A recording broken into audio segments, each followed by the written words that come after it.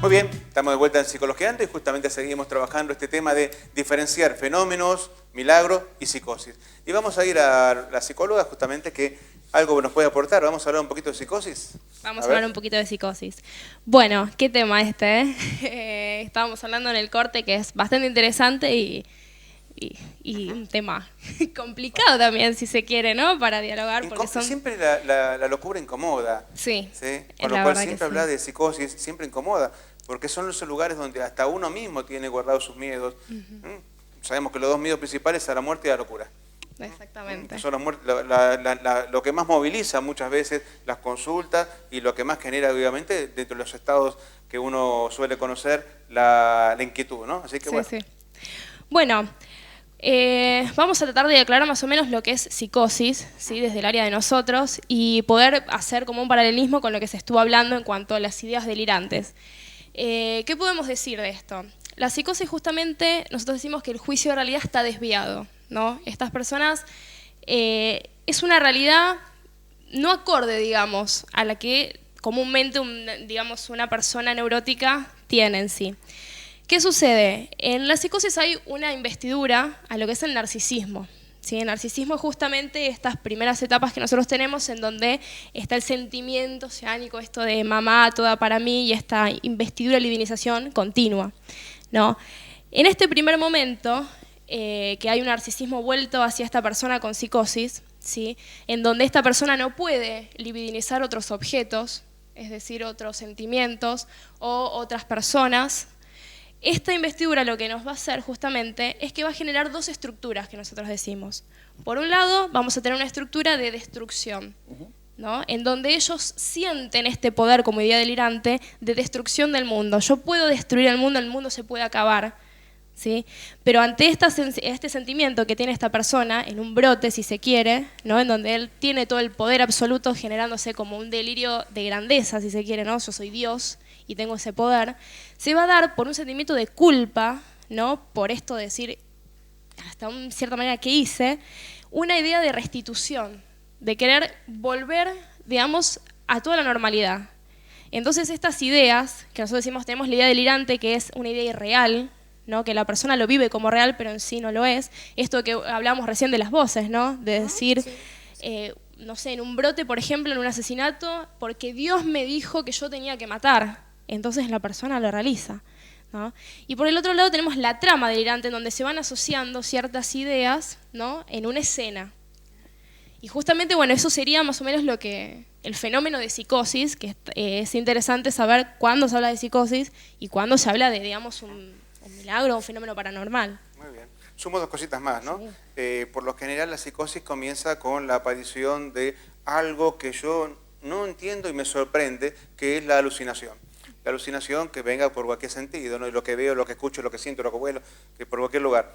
Y luego, a partir de la alucinación, viene la explicación loca a esa alucinación que es el delirio.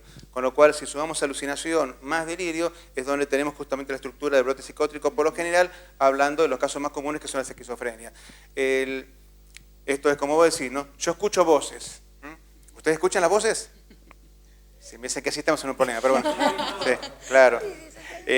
Las voces yo las escucho, pero a partir de ahí que yo me di cuenta que yo estoy escuchando voces y el resto no, tengo que dar una explicación a eso. ¿Por qué yo escucho y ustedes no? Claro, porque soy elegido. Porque yo tengo poderes, ustedes pobres infelices no tienen ese poder que yo sí tengo.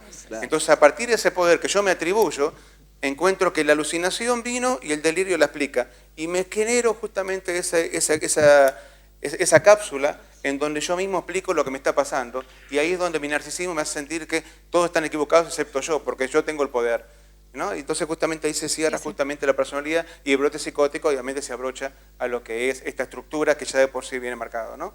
Sí, sí. Muy bien. Andrea, aquí le damos la bienvenida. Bueno, ¿qué tal? A nuestra mesa. Buenas tardes, gracias. Bueno, creo que este es uno de los programas donde mayor subjetividad hay en escena. Me parece que es de alto nivel, es un escenario altamente emocional en el que estamos trabajando.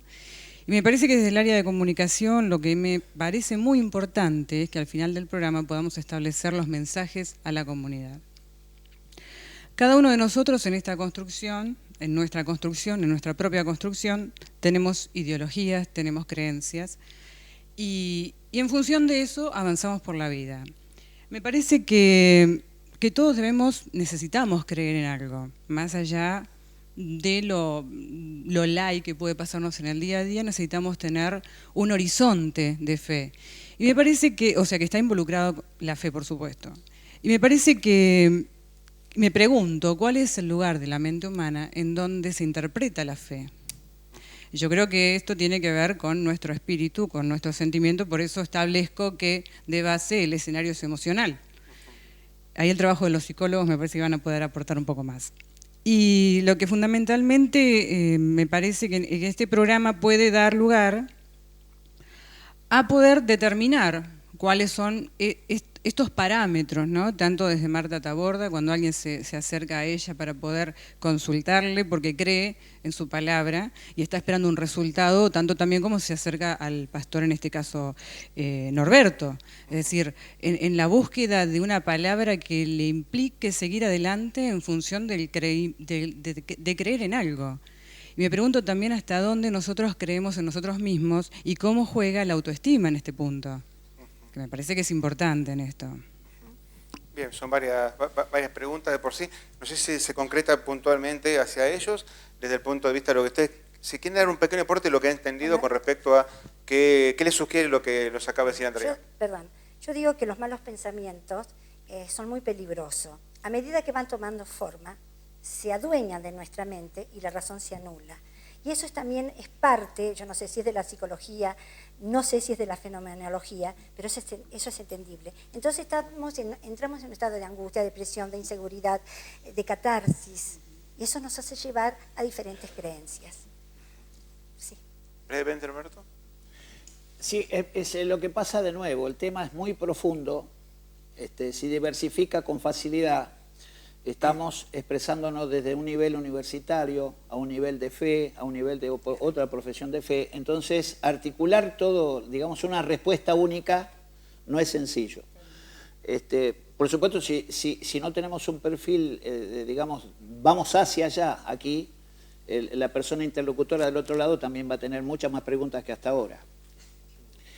Si volvemos un poquito, no al ángulo de la psiquiatría, no al ángulo de la manifestación que puede tener una persona en su ambivalencia expresiva, de aquello que dice yo no sé quién soy y creo que soy lo que no soy, evidentemente lo que funciona acá en juego es el alma, porque las 5 puertas de entrada, ustedes lo saben perfectamente, es el tacto, es el oído, es el olfato, es el sabor y es la vista. O sea, toda la información que reciba esta persona va a actuar en su conocimiento y esto lo va a adiestrar a ciertas conductas, buenas, malas o relativamente buenas, relativamente malas. Hay que ver de qué seno estamos hablando de esa persona, de dónde proviene esa persona. Ustedes lo saben, o sea, psicología yo creo que tiene en cuenta todo este tipo de antecedentes. Ahora, yendo a lo que es la fe, porque en psicología se pueden resolver conductas a través de estadísticas, a través de investigaciones, hay resortes que van a trabajar y botones que funcionan.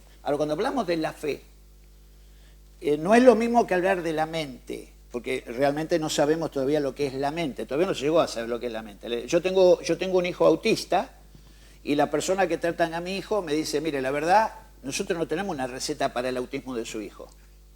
Digo, entonces vos me subís en un tratamiento donde me vas a bajar después que yo pague una cantidad de dinero, pero no me vas a hacer una solución. Porque yo creo en lo que Dios dice que crea. Y Dios dice que por las llagas de su Hijo, esto en el libro de Isaías, capítulo 53, versículos 5 y 6, dice que todos fuimos sanados. Ahora, esto no es tonto para que alguien crea tontamente en algo, sino que es algo que está redactado en la palabra de Dios y es algo que vivimos a diario en la manifestación del poder de Dios sobre personas que acuden al poder de Dios, no a mi poder. Esto hay que dejarlo claro, o yo trato de dejarlo claro, que no se trata de mi poder, sino del poder de Dios en mí.